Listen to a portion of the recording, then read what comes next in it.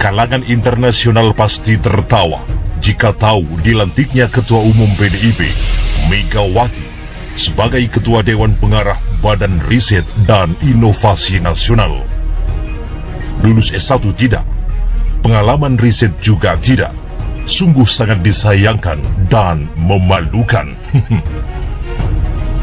Laujustice.co, ahli hukum tata negara Refli Harun turut mengomentari dilantiknya Ketua Umum PDIP Megawati Soekarno Putri sebagai Ketua Dewan Pengarah Badan Riset dan Inovasi Nasional.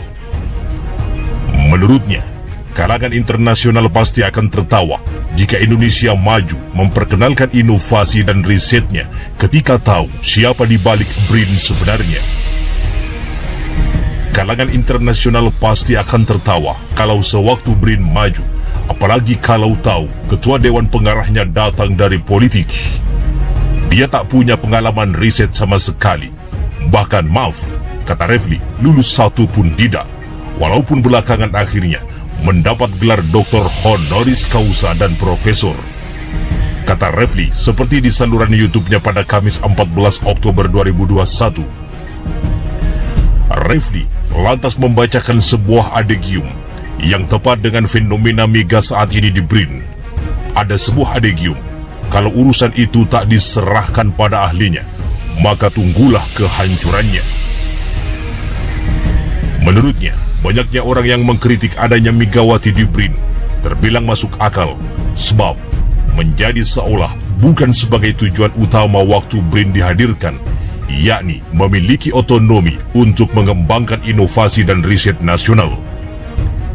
Yang justru terjadi kini, BRIN yang berada langsung di bawah Presiden Jokowi ini justru menyerahkan kursi terhormat kepada orang yang tak punya latar belakang keilmuan riset dan teknologi.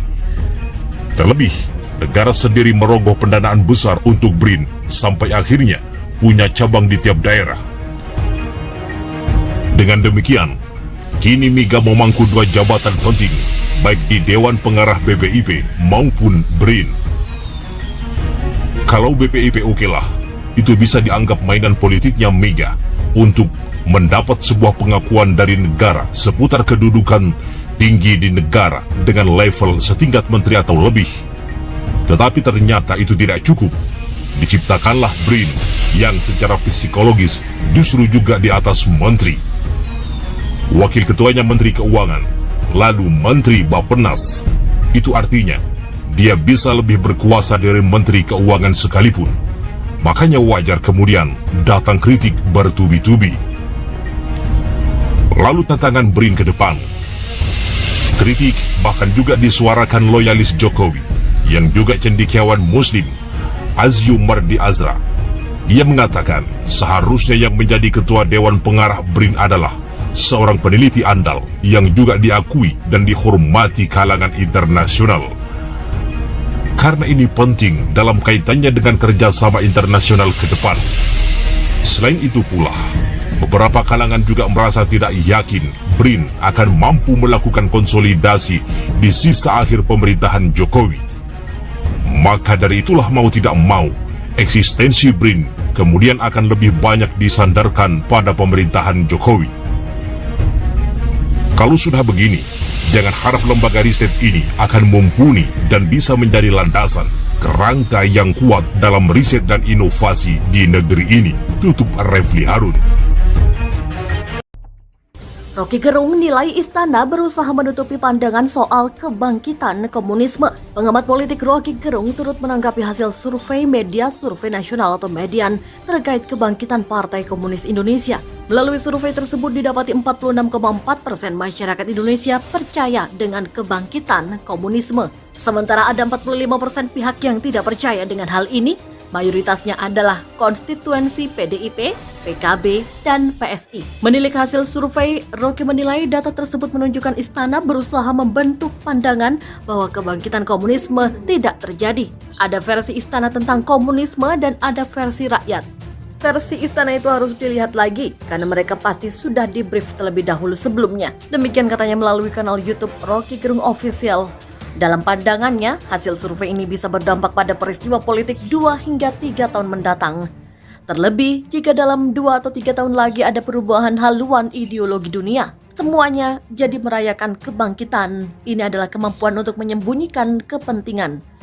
Lebih jauh, ahli filsuf ini menyampaikan, isu kebangkitan komunisme sejalan dengan glorifikasi Presiden pertama Republik Indonesia, Insinyur Soekarno, sehingga jelas PDIP selalu terkait dengan masalah ini. Sebelumnya, hasil survei Median mengungkapkan bahwa lebih dari 46% responden di Indonesia masih percaya soal isu kebangkitan komunisme atau Partai Komunis Indonesia atau PKI.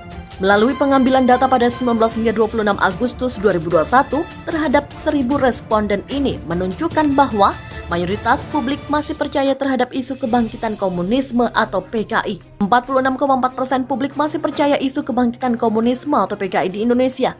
Sangat percaya 17,9% dan percaya 28,5%. Demikian ujar peneliti Median Rico Marbun pada rilis hasil survei Kamis.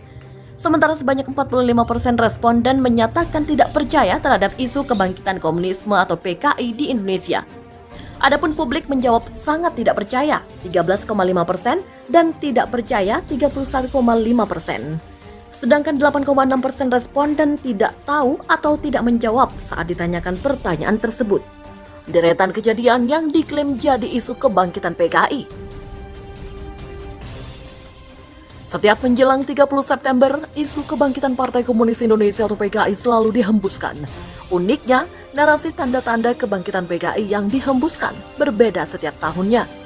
Untuk tahun ini misalnya, mantan Panglima TNI Purnawirawan Gatot Nurmantio mengungkap soal pembongkaran patung-patung diorama Soeharto dan Sarwo Edi yang menurutnya merupakan tanda-tanda kebangkitan PKI. Sebelum itu, kemunculan Perpu Ormas juga pernah dikaitkan dengan tanda-tanda kebangkitan PKI. Dirangkum dari Detikcom, berikut ini deretan narasi yang dikaitkan dengan kebangkitan PKI. Tahun 2017, munculnya Perpu Ormas. Munculnya Perpu Ormas pernah dikaitkan dengan tanda-tanda kebangkitan PKI pada tahun 2017. Kala itu Presidium Alumni 212 dan organisasi lainnya menggelar aksi terkait hal ini. Mereka menggelar aksi pada Jumat di depan gedung DPR Senayan, Jakarta Pusat. Aksi ini mengangkat 2 isu, yakni tolak Perpu 2 tahun 2017 tentang organisasi kemasyarakatan atau Ormas dan penolakan terhadap kebangkitan PKI. Mantan Ketua MPR Amin Rais ikut dalam aksi ini. Dia kala itu meminta Perpu nomor 2 tahun 2017 tentang Ormas ditolak. Perpu ini kemudian dikaitkan dengan komunisme yang menjadi ideologi PKI. Keputusan kita ada 2, yaitu supaya Perpu yang isinya kebencian tidak disahkan dan ditolak. Saya mengatakan kalau ada ujaran kebencian, Perpu yang kita lawan itu Perpu kebencian, di mana sejak dari Senayan komunisme selalu biadab, bengis, dan brutal. Demikian kata Amin di lokasi Jalan Gatot Subroto, Jakarta. Amin mengatakan pemerintahan Presiden Joko Widodo dan Wapres Yusuf Kala memberi angin pada kebangkitan PKI. Dia meminta pemerintah tak melakukan diskriminasi kepada ulama. Tahun 2018, penghapusan kewajiban pemutaran film G30S PKI. Narasi berbeda juga pernah disampaikan oleh Alfian Tanjung. Tahun 2018, Alfian sendiri terjerat kasus ujaran kebencian lewat tweetan PDIP 85% isinya kader PKI di akun Twitter.